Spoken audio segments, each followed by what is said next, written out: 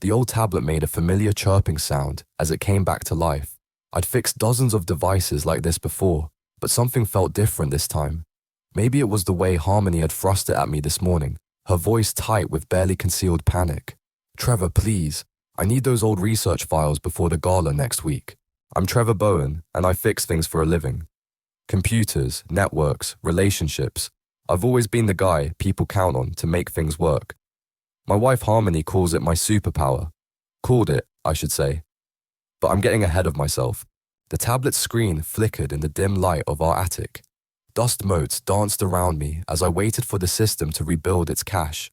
Harmony was downstairs preparing her acceptance speech for the Lifetime Achievement Award. I could hear her practice phrases floating up through the floorboards.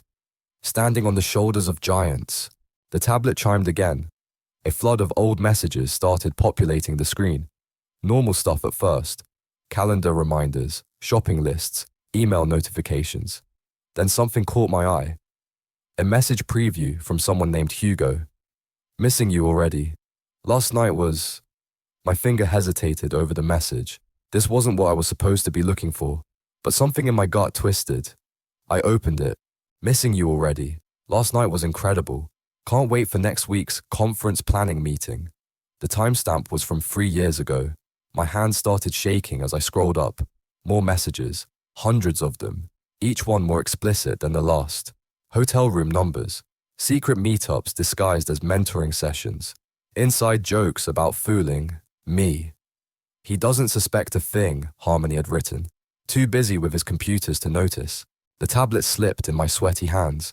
I grabbed it tighter, my knuckles white against the screen. A new folder appeared as the system continued its recovery. Zurich, original draft. "Trevor?" Harmony's voice called from downstairs. "How's it coming?" I cleared my throat. Still working on it. I was proud of how normal I sounded. Lot of corrupted files to sort through. "Well, hurry up. Hugo's coming over later to help me polish my speech." Hugo? Of course he was. I opened a Zurich folder. Inside were research papers, early drafts dated years before the published versions. But these had different names on them. Harmony's name. Only Harmony's. Groundbreaking approach to quantum entanglement. Revolutionary implications for quantum computing. The same phrases I'd later read in scientific journals attributed to Hugo Olson. The same work that had made him famous, that had launched his career into the stratosphere, with Harmony riding his coattails as the devoted protege. My phone buzzed. A text from Harmony. "Hugo's here early. How much longer?" I stared at her message, remembering all the late nights I'd supported her through. All the times I'd held her when she cried about setbacks in her research. All the lies. "Almost done," I typed back. "Just need to back everything up first." And I would back it up.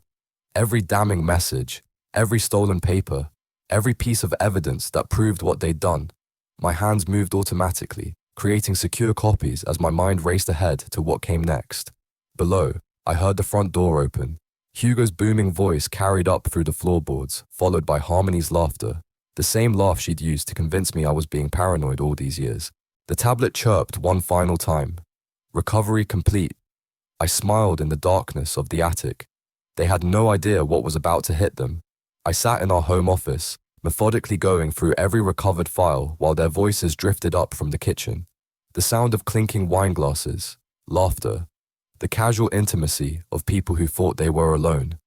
"Your speech is perfect," Hugo was saying. "The committee won't know what hit them." More laughter from Harmony. "They better not. We've worked too hard for this moment." "We." The word hit me like a punch to the gut. I opened another message thread from 2 years ago. "The Zurich conference is our chance," Hugo had written. "Present the expanded theory as mine. Your original work is buried deep enough now. No one will question it." Harmony's response. "As long as you keep your promise about the department chair position." My hands clenched into fists as memories flooded back. The night Harmony came home crying about losing her research funding. How Hugo had swooped in to save her career. The sudden promotion 6 months later that had seemed too good to be true. Because it was. "Trevor," Harmony called up. "Want to join us for a drink?" I took a deep breath. "Can't. Still organizing these files." "You're such a workaholic," she teased. The same tone she'd used countless times before. Now it made my skin crawl. I opened another folder. Photos. Dozens of them. Hotel rooms in various cities. Conference after conference where I'd stayed home, believing they were purely professional trips. Remember Paris? Hugo's voice floated up. That brilliant presentation you gave. You mean the one you gave? Harmony replied, her voice dropping to a whisper that I could barely hear. Good thing Trevor never attended those events. He might have actually understood enough to spot the inconsistencies. They laughed again. At me. At my trust. At my fucking stupidity. My phone buzzed. A text from Susan, Harmony's former colleague. Got your message. Can we meet? There's something you should know about Hugo's research group. I typed back quickly. Tomorrow, 9 a.m., Carter's Coffee, downtown. Be careful, Susan replied. Things aren't always what they seem. Below, a chair scraped across the floor. Footsteps on the stairs. I quickly closed everything except the original tablet recovery program. Harmony appeared in the doorway, cheeks flushed from wine. How's my knight in shining armor doing with the rescue mission? I forced a smile. Making progress. Found some interesting old files. Something flickered in her eyes. Fear. But it was gone instantly. Anything important? Just some research notes. Early drafts. I watched her face carefully. From Zurich. She stiffened slightly. Anyone else would have missed it. Oh, those are ancient history. Hugo probably has better copies anyway. I'm sure he does. I kept my voice neutral. By the way, I found that presentation you gave in Paris, the one about quantum entanglement. Right, that was... She hesitated for a fraction of a second. That was such a breakthrough moment for the team. The team. Not her stolen work, not Hugo's theft. The team. You should get back to your guests, I said. I'll finish up here. She blew me a kiss and disappeared downstairs. I waited until her footsteps faded, then pulled up the Paris presentation files. The metadata told the real story, created by Harmony Schmidt, 3 months before Hugo's groundbreaking publication. My phone buzzed again. An email from Richard, a member of the awards committee. Received your inquiry about verification protocols for the Lifetime Achievement Award. Can we discuss privately? I smiled grimly as I typed my response. The pieces were falling into place. Downstairs, Harmony laughed at another of Hugo's jokes. Let them laugh. In 1 week, at that gala, no one would be laughing anymore. Carter's Coffee was nearly empty when Susan slid into the booth across from me. Her hands trembled slightly as she set down her cup. I should have spoken up years ago, she said, without preamble. But Hugo has a way of making problems disappear. What kind of problems? She glanced around nervously. People who ask too many questions. Like Marcus from the Quantum Lab. Remember him? I nodded. Marcus had left suddenly 3 years ago, citing personal reasons. He found discrepancies in Hugo's published work, started comparing dates, methodologies, then suddenly, poof, gone, and Harmony got his position. My coffee turned bitter in my mouth. Did she know? No, Susan laughed harshly. Trevor, she orchestrated it. I saw her delete Marcus's original research files the day before he left. Said it was server maintenance. My phone buzzed. A text from Harmony. Where are you? Thought we were having breakfast together. I ignored it. I need copies of everything you have. Already ahead of you. Susan slid a USB drive across the table. But be careful. Remington's been asking questions about you. Remington, Harmony's friend? Friend isn't the word I'd use. More like accomplice. Another buzz. Remington this time. Hey Trevor, Harmony's worried. Everything okay? I showed Susan the message. She paled. They're watching you. Both of them. Let them watch. I pocketed the USB drive. I've got something they won't see coming. Back home, Harmony was pacing the kitchen. Where were you? I've been calling. Work emergency. I kissed her cheek, noting how she stiffened slightly. Everything okay? Fine. Just stressed about the gala. She forced a smile. Hugo's coming over again tonight. We need to finalize some details. Actually, I've been meaning to ask about Hugo's work. I kept my voice casual. That paper he published on quantum entanglement, wasn't that similar to your early research? Her smile froze. What do you mean? Just curious. I found some of your old drafts while fixing the tablet. Those were preliminary thoughts. She waved dismissively. Hugo developed the actual theory. Right, in Paris. Her eyes narrowed. Why are you suddenly so interested in my work? Can't a husband be proud of his wife's accomplishments? The doorbell rang before she could respond. Remington burst in, all fake smiles and nervous energy. Harmony, we need to talk, now. They disappeared into the study. I pressed my ear to the door. He's asking questions, Remington hissed. About Paris, about Hugo's papers. He doesn't know anything, Harmony snapped. He's just being supportive. Like Marcus was being supportive? Silence. Then Harmony's voice, cold and clear. Marcus made his choice. Trevor won't be a problem. You said that about Susan too, but I just saw her meeting him at Carter's. My phone buzzed again. Hugo, we need to talk, privately, about Harmony. I smiled as I typed back. Of course. When? Tonight. After I leave your house. The usual place. The usual place. Their secret meeting spot, revealed in those recovered messages. The bar at the Hamilton Hotel. See you then, I replied. In the study, Remington was still talking. If he finds those original files, he won't, Harmony said firmly. Everything's been handled, trust me. I pulled out my phone and sent a quick message to Richard on the awards committee. Found something you need to see. About next week's honoree. His response was immediate. Send everything. Not yet, I typed back. But soon, very soon. The study door opened. Harmony emerged, composed as ever. Sorry about that, honey. Just some last-minute gala details. No problem. I smiled. Actually, I need to go out tonight. Work thing. Oh. Her voice was carefully neutral. Anything important? Could be life-changing, I said truthfully. Behind her, Remington's face went pale. The Hamilton Hotel bar was exactly as their messages had described it. Dim lighting, secluded booths, discreet staff. Hugo was already there, nursing a scotch when I arrived. Trevor. He gestured to the seat across from him. Thank you for coming. Of course. I sat down, ordered a whiskey I had no intention of drinking. What's this about? Hugo leaned forward, his practiced charm replaced by something harder. Harmony tells me you've been asking questions. About Paris, about my research, just taking an interest in my wife's career. Your wife's career, he repeated slowly, is about to reach its peak. It would be a shame if anything disrupted that. Like the truth? His smile vanished. The truth is complicated. Actually, it's pretty simple. I pulled out my phone, played a recovered audio file. Harmony's voice, crystal clear, discussing how they'd systematically erased her original research to cover Hugo's theft. The color drained from his face. Where did you get that? Same place I got these. I showed him the timestamps of their hotel meetups, the explicit messages, the deleted drafts of papers he'd claimed as his own. What do you want? His voice was barely a whisper. I want you to understand something. I leaned closer. Next week, at the gala, Harmony's going to accept an award for a career built on lies. Your lies, her lies. You destroy your own wife's reputation. She destroyed our marriage. The reputation is just collateral damage. My phone buzzed. A message from Sienna, the journalist I'd contacted. Documents received.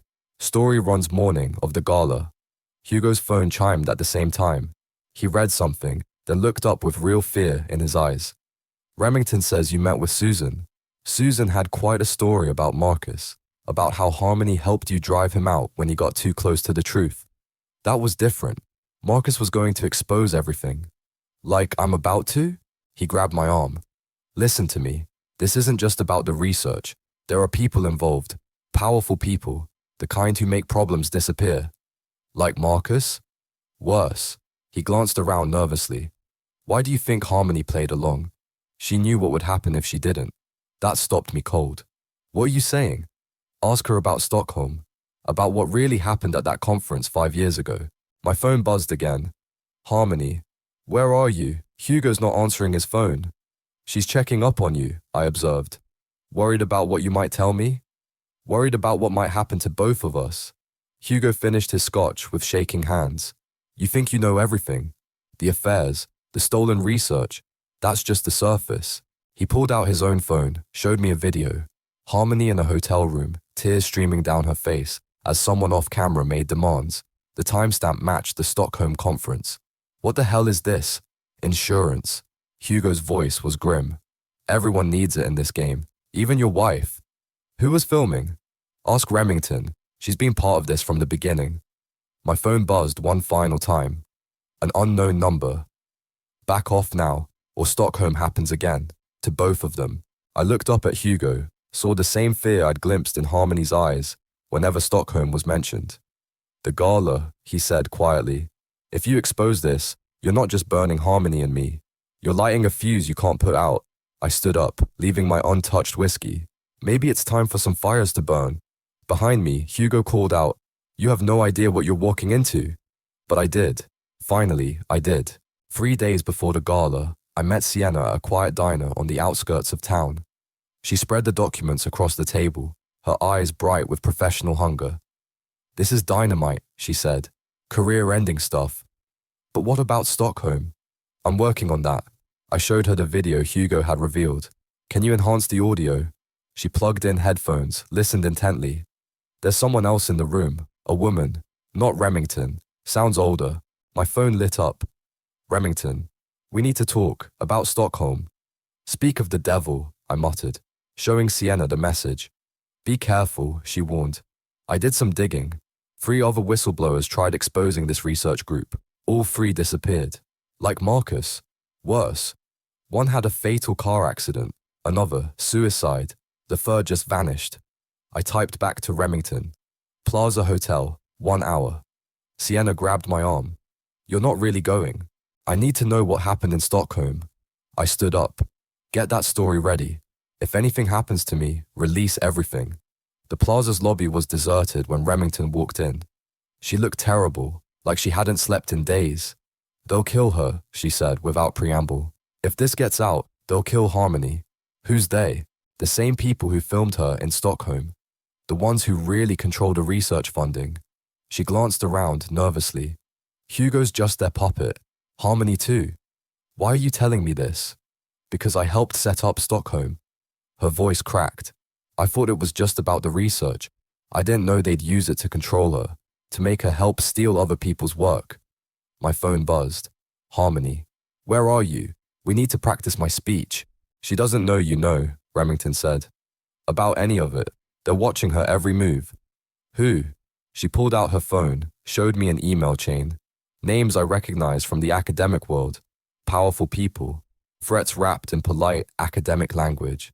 "They built this whole network," she continued. "Using stolen research, blackmail, whatever it takes. Harmony was supposed to be their next star, until she started fighting back.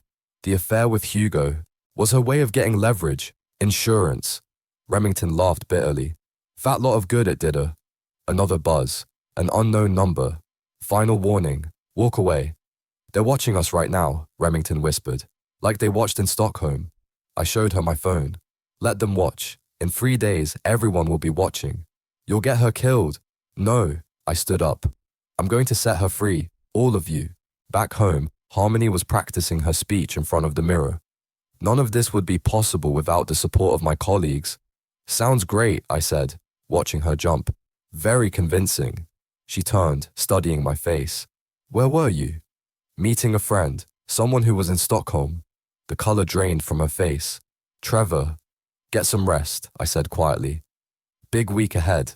In our bedroom, I opened my laptop, typed out an email to Richard. Full documentation attached. Academic fraud, stolen research, and something bigger. Check the Stockholm conference records. Follow the money. Then another to Sienna.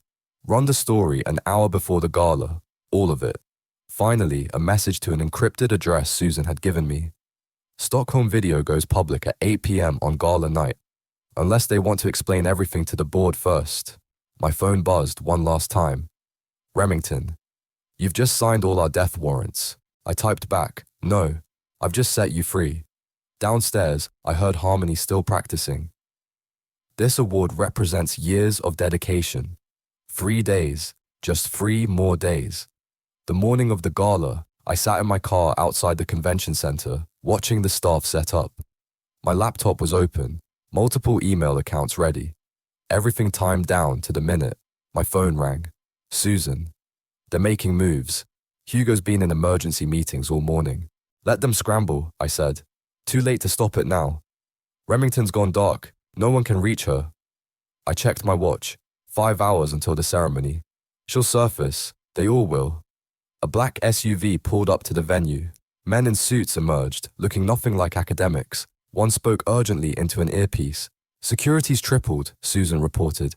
They're searching everyone's devices at the door. Good thing we're not using the door. I pulled up the convention center's network architecture on my screen. How's our inside, man? Richard's in position. Says the committee's getting nervous. Someone leaked that there might be irregularities in Harmony's record. My phone buzzed. Harmony. Where are you? You're supposed to help me get ready. I'd left before dawn, leaving a note about picking up my tux. Another lie in a house built on them. The SUV's occupants were talking to the event coordinator now, pointing at entrances and exits. Amateur hour. They were looking for physical threats while the real danger was already inside their network. Trevor? Susan's voice was tense. There's something else. About Stockholm. Tell me. I found a woman from the video. She's here. Diana Maxwell, chair of the International Research Board. The same board that controlled billions in funding.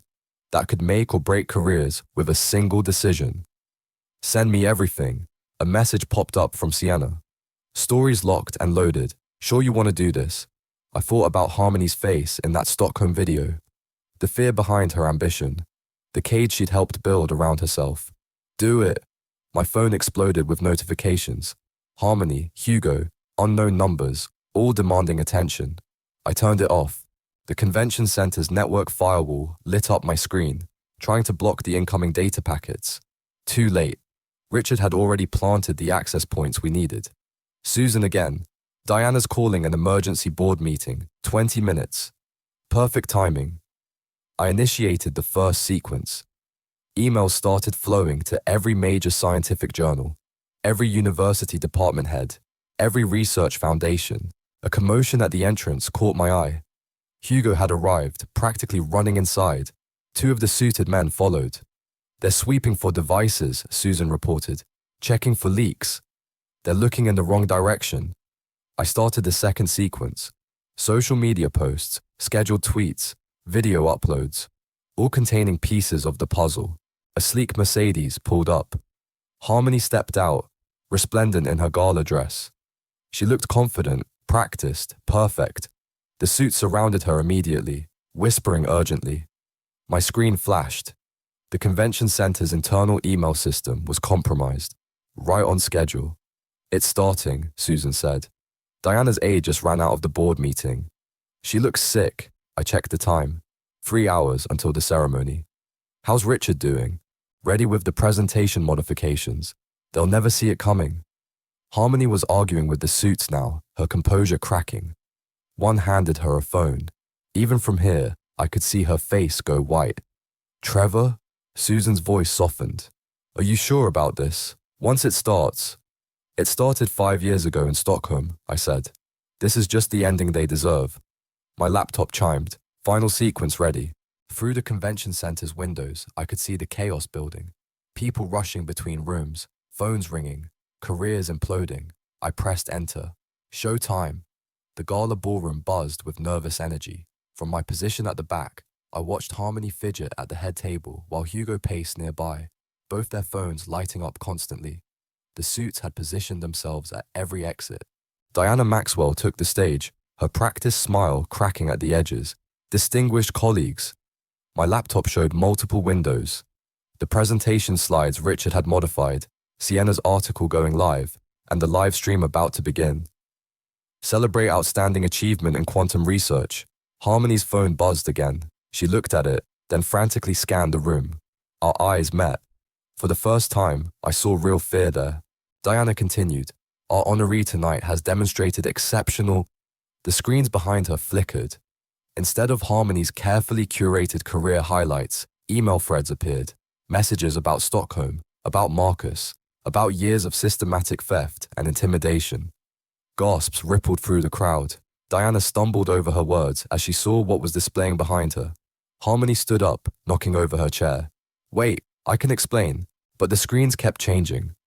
Now showing the video from Stockholm, Diana's voice clearly audible.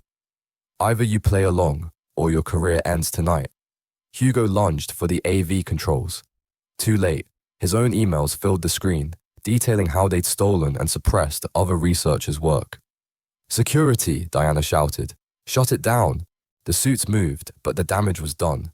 Phones throughout the room were buzzing as Sienna's article hit the wire, social media exploding with screenshots and clips. "Ladies and gentlemen," I stood up, my voice carrying in the chaos. "I believe my wife has something to say about her achievements." Harmony's face was ash white. "Trevor, please."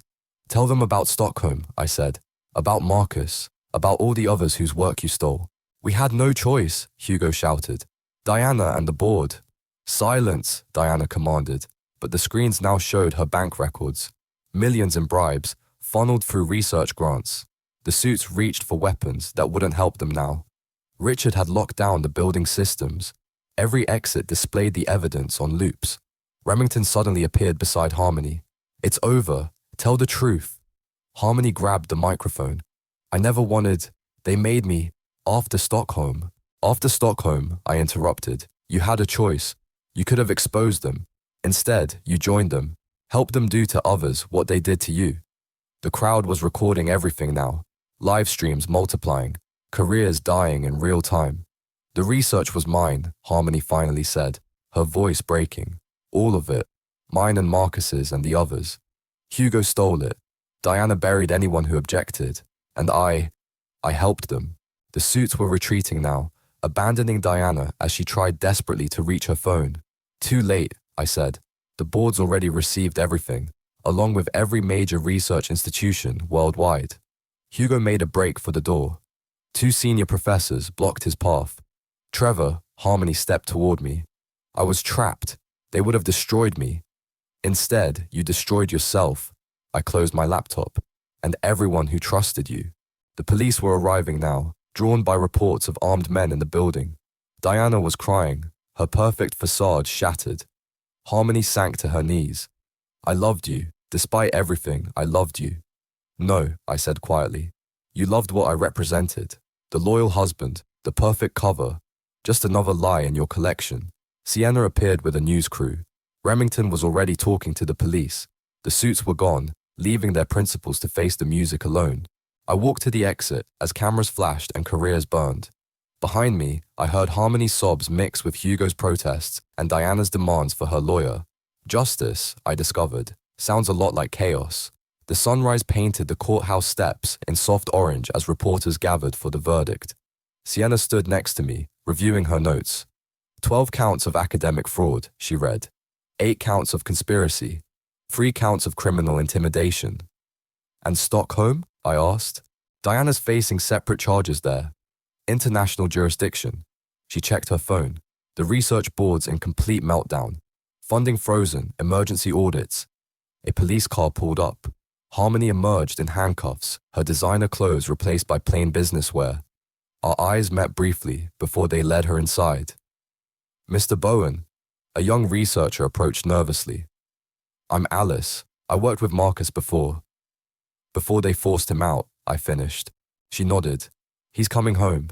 The university cleared his name, offered him his position back." Her eyes welled up. "Thank you." More cars arrived. Hugo, looking decades older. Diana, still trying to appear dignified despite the cuffs. Their lawyers clustered around them like anxious sheep. Remington was already inside, having turned state's evidence. Her testimony had blown the whole thing wide open, revealing decades of systematic abuse and corruption. "Trevor," Susan appeared beside me. "The quantum research community sends their thanks, and their apologies. We should have seen it sooner." "You tried," I reminded her. "They were just better at hiding then." The courthouse doors opened. Richard emerged, looking exhausted but satisfied. "It's done," he said. "Guilty on all counts, no deals." Reporters surged forward as they led the defendants out. Hugo crumbled before the cameras, sobbing about pressure from above. Diana maintained her icy silence. And Harmony. "Trevor, wait," she called out. The guards paused. I turned. "Nothing left to say, Harmony." "I'm sorry," she whispered. "For Stockholm, for everything. Save it for your sentencing hearing." They led her away. Sienna was already broadcasting live. In a landmark case that has shaken the academic world, my phone buzzed. A message from Marcus. "Justice feels good. Beer later. You buying?" I texted back. Least I can do. Bringing Alice too. Think you'll like her. She's been leading some fascinating quantum research. Susan touched my arm. Speaking of research, we've recovered all the original work. Your wife's early papers were brilliant. Before she chose ambition over truth? Yeah, Susan sighed. Such a waste. The morning crowd was thinning now. Lawyers huddled with clients, reporters filed stories, justice ground forward. Mr. Bowen, a court clerk, appeared. There's something you should see. She led me to a conference room where boxes of evidence were stacked. On top lay a familiar tablet. Found this in Miss Schmidt's personal effects, the clerk said. She asked us to give it to you. I powered it on. A single video file waited. Harmony, looking young and excited, presenting her original research. Before Stockholm. Before the lies. I was in the background, cheering her on. Delete it, I told the clerk. The past is done. Outside, Sienna was wrapping up her broadcast. Marking the end of one of academia's darkest chapters. My phone buzzed again. Marcus. Bringing the old research team. We've got some ideas to run by you. I smiled, watching the police cars pull away. Sometimes justice isn't about endings. Sometimes it's about new beginnings. On my way, I texted back. And Marcus, make it somewhere quiet. I've had enough drama for one lifetime. The morning sun climbed higher, warming my face. Behind me, the courthouse doors swung shut on the past. Ahead, a future built on truth waited. Time to get to work.